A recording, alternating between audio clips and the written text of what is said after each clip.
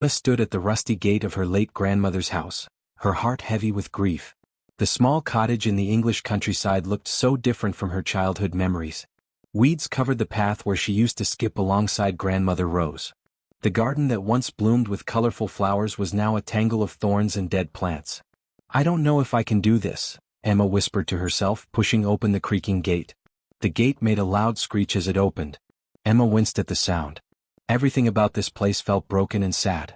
She had driven 3 hours from London to reach this little village where she spent her summers as a child. Back then, this garden was the most magical place in the world to her young eyes. She had come back to sort through Rose's belongings and decide what to do with the property. Everything felt overwhelming. The roses that her grandmother had lovingly tended were now brown and lifeless. Their petals had fallen to the ground long ago, leaving only thorny stems reaching toward the gray sky like skeleton fingers. Emma remembered how Rose used to wake up early every morning to water these roses. She would hum old songs while she worked, her silver hair catching the morning sunlight. The roses had been every color imaginable: deep red, soft pink, pure white, and sunny yellow. Now they looked like they had given up hope completely. The vegetable patch where they used to pick tomatoes together was buried under weeds. Emma could barely see where the neat rows used to be. She remembered how proud she felt as a 7-year-old when Rose let her pick the biggest, reddest tomato for their lunch salad. They would sit together and eat fresh vegetables right there in the garden, dirt still on their hands and smiles on their faces. Now the whole area was a mess of tall grass and prickly weeds. Emma felt tears starting to form in her eyes. How could something so beautiful become so ugly? How could a place filled with so much love look so forgotten? She walked slowly down the overgrown path toward the house. Her feet caught.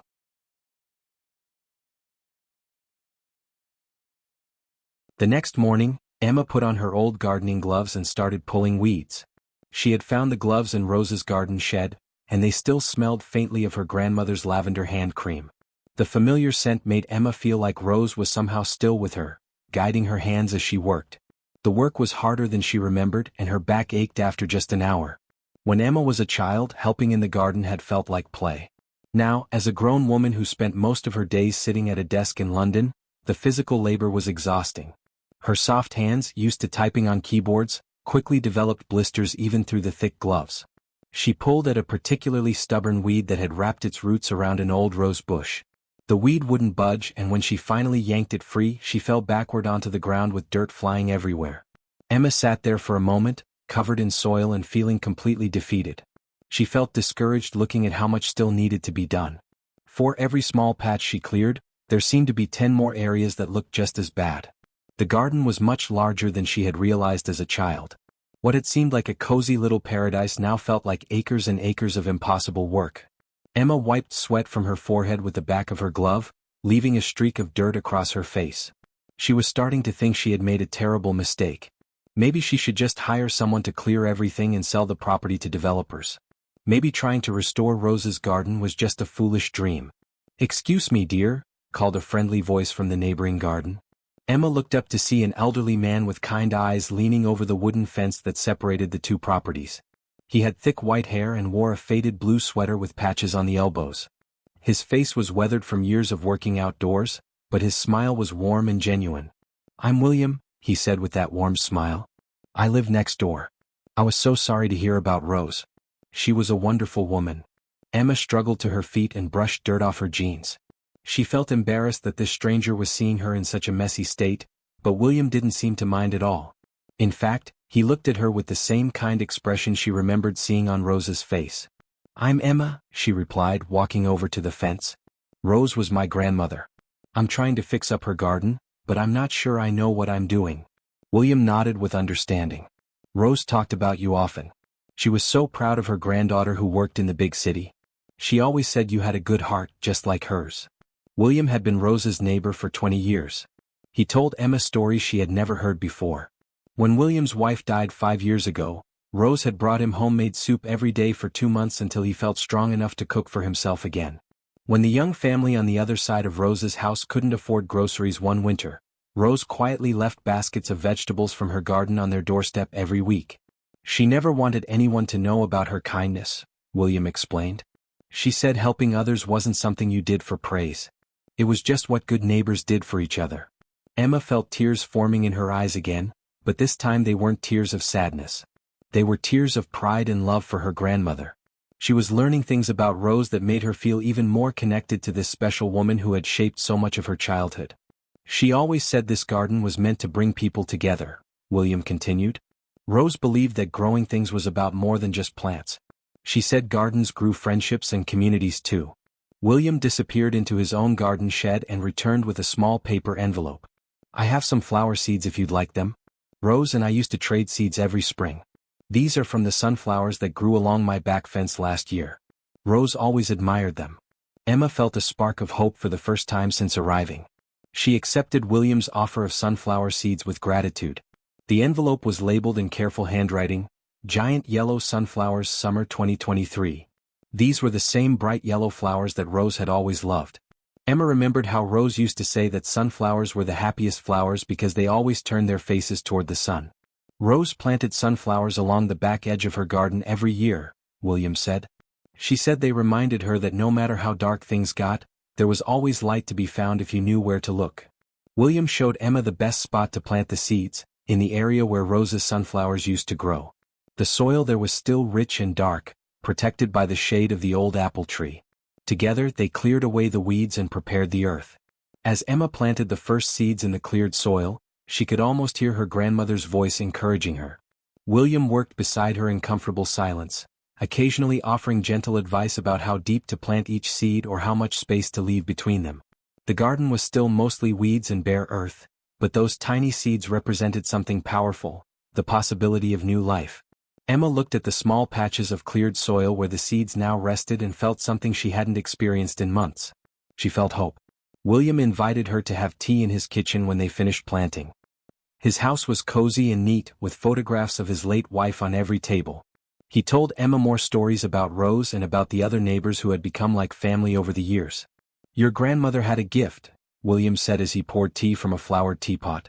She could see potential in everything: broken plants, lonely people, empty spaces. She taught me that with patience and care, almost anything could bloom again. That evening, Emma sat on the old bench and read from Rose's notebook by the light of her phone. The page she turned to seemed chosen by fate. Gardens teach us patience. Good things take time to grow. Don't expect miracles overnight, but never stop believing that miracles can happen. Emma looked out at the dark garden where tiny sunflower seeds were already beginning their journey toward the light. For the first time since Rose died, Emma felt like she wasn't completely alone. She had William's friendship, Rose's wisdom, and a handful of seeds that carried the promise of tomorrow's sunshine.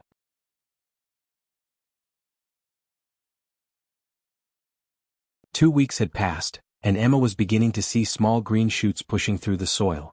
Every morning she would walk through the garden with Rose's old watering can, checking each spot where she had planted seeds. The tiny green leaves were no bigger than her fingernail, but they filled her with excitement. She took photos with her phone to send to her friends in London, proud of these first signs of life. The sunflower seeds William had given her were growing fastest. She could see their thick stems pushing up through the dark earth, already reaching toward the morning sun. Emma found herself talking to them as she watered, just like Rose used to do. "Come on, little ones," she would whisper. "Grow big and strong." But then disaster struck without warning. Emma woke up one morning to find the world covered in a thin layer of white frost. The weather forecast had said it would be a normal spring day, but sometimes nature had other plans. A late spring frost had settled over the countryside during the night, turning everything silver and cold. When Emma rushed outside to check her plants, her heart sank. The tender young shoots that had been so green and hopeful the day before were now black and wilted. The frost had killed many of the young plants she had worked so hard to nurture. Her sunflowers, which had been growing so well, looked like they had given up completely. Emma knelt beside the ruined plants and felt tears running down her cheeks. All that work, all that hope, destroyed in one night. She had been so proud of those little green shoots, so excited to see them growing stronger each day. Now they looked like tiny broken dreams scattered across the soil. Emma felt like giving up. She sat on Rose's old bench and stared at the damaged garden. Maybe this was a sign that she wasn't meant to restore this place. Maybe she should accept that some things were too broken to fix. When William came to check on her garden later that morning, he found Emma still sitting on the bench, looking defeated. Her shoulders were slumped, and her eyes were red from crying. "I'm not good at this," she said to William, gesturing toward the frost-damaged plants. "I don't know what I'm doing wrong. Maybe I should just give up and go back to London. William sat down beside her on the bench and looked out at the garden with understanding eyes. He had seen many gardens suffer setbacks over the years. He knew how heartbreaking it could be to watch plants you had cared for die despite your best efforts. Rose's garden failed many times too, William said gently. I remember one year when rabbits got through the fence and ate all her lettuce in one night. Another time, a summer storm knocked down her prize-winning roses just before the village flower show. She cried that day just like you're crying now. Emma looked at him with surprise. She had never imagined her grandmother failing at anything, especially gardening. In Emma's childhood memories, Rose had seemed like a magical person who could make anything grow. But you know what Rose did the next morning? William continued. She was out here before sunrise, cleaning up the damage and planting again. She used to say that gardening taught her about life. Sometimes things go wrong, but that doesn't mean you stop trying. William pointed to a corner of the garden where Emma hadn't noticed before. See those daffodils blooming over there? Rose planted those after a particularly bad winter killed her whole flower bed. She said the most beautiful flowers often come from the places where old plants died. Emma wiped her eyes and looked more carefully at her damaged plants. Some of them were completely black, but others still had bits of green near the soil. Maybe not everything was lost after all. Just as Emma was feeling most discouraged, she heard children's voices from the street. The sound of laughter made her look up from her sadness. A woman was walking past the garden gate with two young children, a boy and a girl who looked to be about 6 and 8 years old. The little girl had stopped at the gate and was peering through the metal bars with bright, curious eyes. Her brother stood beside her, both of them looking at Emma's garden with interest. Are you fixing up Rose's garden? Asked little Lucy, pressing her face closer to the gate. Emma stood up and walked over to them, brushing dirt off her jeans. The woman with the children had kind eyes and a warm smile that reminded Emma somehow of Rose. I'm Margaret, the woman said, extending her hand. These are my children Jack and Lucy. We live just down the street. Emma nodded sadly. I'm Emma, Rose's granddaughter. I'm trying to restore the garden, but I'm not very good at it. The frost killed most of my plants last night. Lucy's eyes grew wide with sympathy. Oh no, that's so sad. But Mummy says plants are very strong. Maybe they'll grow back. Mummy, can we help? Jack asked excitedly, bouncing on his toes. We love gardening. We have our own little garden at home with carrots and beans. Margaret smiled warmly. Rose used to let the children pick flowers for their teacher every spring. They always talked about her beautiful garden and how kind she was to them. We'd be happy to help if you'd like. I know a bit about gardening myself. Emma felt something shift in her chest. For the first time in weeks, she smiled genuinely. The children's enthusiasm was infectious, and Margaret's offer of help felt like a gift she hadn't known she needed. I would love that, Emma said. I think I need all the help I can get. The next day, Margaret brought some herb plants from her own garden: mint, basil, and rosemary that had survived the frost in her greenhouse. The children helped Emma plant them in small clay pots, their small hands gentle but eager as they patted soil around each plant. Jack chattered about his favorite vegetables while Lucy asked 100 questions about how flowers got their colors. Their laughter filled the garden with a joy Emma hadn't felt since Rose's passing. For the first time since she had arrived, the garden felt alive again. Gardens are better when they're shared, Emma realized, remembering something her grandmother used to say. As she watched Jack and Lucy carefully watering their newly planted herbs, Emma understood that maybe the real seeds Rose had planted weren't flowers at all, but connections between people who cared about growing things together. Word about Emma's garden project spread through the small village like seeds carried on the wind. Emma wasn't sure how everyone found out about what she was doing, but somehow the news traveled from house to house. Maybe William had mentioned it to his friends at the post office, or perhaps Margaret had told other parents at the school playground. In small villages, good news has a way of reaching everyone quickly. More neighbors began stopping by to offer help and share their own stories about Rose. Each person who came to the garden gate had their own memory of Emma's grandmother, their own reason for wanting to help bring her garden back to life. Emma was amazed to discover how many lives Rose had touched during her years in the village. On a warm Tuesday morning, Emma was surprised to see a tall man walking up the garden path carrying a large bag over his shoulder. She recognized him as Thomas, the local baker whose shop sat in the center of the village.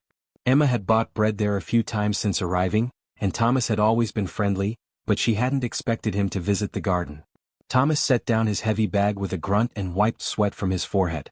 The bag was filled with rich, dark compost made from his shop's food scraps: vegetable peels, coffee grounds, and old bread that hadn't sold. Rose always bought her bread from me, Thomas said, his voice warm with memory. Every Wednesday morning she'd come in at exactly 9 o'clock for a fresh loaf of brown bread. She'd stay and chat about her garden while I wrapped it up for her. Thomas smiled as he remembered those conversations. She told everyone in the village about my recipes. When I won the county prize for my apple tarts, Rose made sure every person she met heard about it. Thanks to her, my business grew from just a few customers to being busy all day long. This compost is the least I can do to help her garden grow again. Emma helped Thomas spread the compost around the base of the recovering plants. The rich soil would help them grow stronger and healthier. As they worked together, Thomas told Emma more stories about Rose's kindness and how she had always supported local businesses in the village. The next visitor came just 2 days later. Mrs. Alice, who lived in a cottage down the lane, arrived carrying several small rose bushes in clay pots. She was an elderly woman with silver hair and gentle hands that showed years of gardening experience. "These are from cuttings of my grandmother's roses," Mrs. Alice explained, setting the pots down carefully in the shade. "They're over 100 years old, passed down through my family. Rose always admired them when she walked by my house on her evening walks. She'd stop and smell them and tell me how beautiful they were." Mrs. Alice's eyes grew misty as she remembered those conversations. "Rose and I would sometimes stand by my gate and talk about gardening for an hour or more. She taught me so much about caring for plants, but more than that, she taught me about caring for people. These roses should grow in her garden. She would have loved that." Soon, Emma found herself hosting what she called garden days every Saturday. The idea had started naturally when several neighbors arrived at the same time one weekend morning. Instead of taking turns, they had all worked together, and everyone had enjoyed the company so much that they decided to make it a regular event. Neighbors would come with their children, and together they would plant, weed, and share stories about their lives. The garden became a place where people could talk about their worries and their joys while their hands stayed busy with peaceful work. There was something about working in the soil that made conversations flow easily. The garden was transforming week by week, but so was Emma. She had arrived feeling lost and alone, carrying the heavy weight of grief and uncertainty about her future. But now she was part of a community that welcomed her with open arms. She woke up each morning excited to see what new growth had appeared overnight and which neighbors might stop by to help. She learned so much about the people around her during those Saturday garden sessions. Mr. William had been lonely since his wife died 2 years ago, and the garden visits gave him a sense of purpose he had been missing. He would arrive early and stay late, always finding some small task that needed attention. Having people to talk to and plants to tend made him feel useful again. Young Jack struggled with reading at school, but in the garden he could identify every plant by sight and smell. He knew which vegetables were ready to harvest and which flowers attracted the most bees. His confidence grew as he taught other children about the things he had learned. The garden gave him a place where he could be the smart one, the teacher instead of the student who needed extra help. Lucy's mother, Margaret, was a single parent who found friendship and support among the garden volunteers. The other adults became like an extended family, offering advice about parenting and help with practical problems. When Margaret's car broke down, Thomas offered to give her rides to work until she could afford repairs. When she worried about buying school supplies for the children, Mrs. Alice quietly left a bag of new notebooks and pencils on her doorstep. Emma started keeping her own journal just like Rose had done. She wrote in it every evening, recording not just what they had planted and how the garden was growing, but also the conversations and connections that happened there. One evening she wrote, "I came here to restore a garden, but the garden is restoring us." The vegetables they grew together were shared among all the families. When the tomatoes ripened, everyone went home with bags full of red fruit. The herb garden produced more mint and basil than any one person could use, so bundles were given to anyone who wanted them. No one went hungry when the garden was producing food, and no one felt alone when there was always company to be found among the growing plants. Emma realized that Rose's true gift wasn't just her beautiful flowers, it was her ability to bring people together and help them care for each other. The garden was becoming what Rose had always intended it to be, a place where community grew along with the plants. 1 year after Emma first returned to Rose's cottage, the garden was more beautiful than it had ever been. The transformation was so complete that Emma sometimes had to stop and stare and wonder at what they had all created together. Sunflowers stretched tall toward the sky, their bright yellow faces following the sun from morning until evening. Some of them were taller than Emma herself, their thick green stems strong and proud. The vegetable garden grew in neat, abundant rows that would have made Rose proud. Red tomatoes hung heavy on their vines, Green beans climbed up wooden poles that William had built, and lettuce grew in perfect circles that the children had helped plant. Carrots pushed their orange tips up through the dark soil, and pumpkins sprawled across one whole corner of the garden, their vines thick with promise for autumn harvest. Roses bloomed in every corner of the garden now. The bushes that Mrs. Alice had donated from her grandmother's cuttings had grown strong and healthy. Pink roses climbed up a new wooden fence, white ones filled the spaces near the cottage door, and deep red ones marked the entrance to the vegetable patch. The air was always sweet with their perfume, especially in the early morning when dew still covered their petals. But the real transformation was in the people who had worked together to create this miracle. Emma looked around at the faces that had become so familiar and dear to her over the past year. These weren't just neighbors anymore, they had become her family in every way that mattered. Emma decided to hold a harvest celebration to mark the anniversary of Rose's passing. It seemed right to celebrate Rose's life with joy rather than sadness, surrounded by the garden she had loved and the community she had helped create. Emma spent weeks planning the celebration, wanting everything to be perfect. The entire village came to the harvest celebration. Word had spread beyond even the regular garden volunteers, and people Emma had never met before arrived with covered dishes and warm smiles. Children ran between the flower beds while adults shared food made from the garden's vegetables. The long wooden table that Thomas and William had built groaned under the weight of fresh bread, vegetable soup, tomato salad, and herbs mixed into every dish. Mrs. Alice had made a special cake decorated with real flowers from the garden. Margaret brought her famous vegetable stew, made entirely from ingredients they had grown together. Even people who hadn't helped with the gardening contributed to the feast, bringing their own specialties to share with the community that had formed around Rose's memory. As the sun set over the garden, painting the sky in shades of orange and pink that matched the sunset roses, Emma stood where the old bench used to be. She had replaced Rose's small wooden bench with a larger one where more people could sit together. The new bench was made from oak wood that William had found, sanded smooth by many hands, and painted the same shade of blue as Rose's favorite morning glories. The celebration continued as darkness began to fall. Someone had strung lights through the apple tree, and lanterns glowed on the tables scattered throughout the garden. The whole space felt magical, like something from a fairy tale, but better because it was real and filled with people who truly cared for each other. William brought out his guitar, an old instrument that had belonged to his late wife. He had been teaching himself to play again during the long evening hours after garden work was finished. With gentle fingers he began to strum the opening chords of Rose's favorite song, a simple folk tune about seasons changing and love enduring. Everyone joined in singing, some voices strong and confident, others quiet but heartfelt. Even the children knew the words by now, having heard the adults sing while they worked in the garden. The melody floated through the evening air and seemed to settle into the very soil of the garden. When the song ended, Margaret's children, Jack and Lucy, stood up together in front of the group. They had been working on a special surprise for weeks, writing and practicing in secret with their mother's help. "We wrote a poem about the garden and about all of you," Lucy announced, her voice clear and proud. Together, the children recited their poem about friendship and growing things, about how plants and people both need care and patience to flourish. Their words were simple but full of truth, and more than one adult wiped away tears as they spoke about how the garden had taught them that beautiful things can grow from the smallest seeds. Thomas brought out fresh bread he had baked that morning, made with herbs from the garden: rosemary, thyme, and basil that they had all helped to grow. The bread was still warm, and the herbs filled the air with their rich scent as he sliced it for everyone to share. As the evening grew deeper and the celebration began to wind down, Emma felt it was time to share something special. She brought out Rose's notebook, the same leather-bound journal that had started this whole journey a year ago. Emma opened the notebook to the very last page, where Rose had written her final entry just days before she died. Emma's voice was steady but full of emotion as she read aloud the words her grandmother had left behind. "A garden is never really about the plants. It's about the love that makes things grow.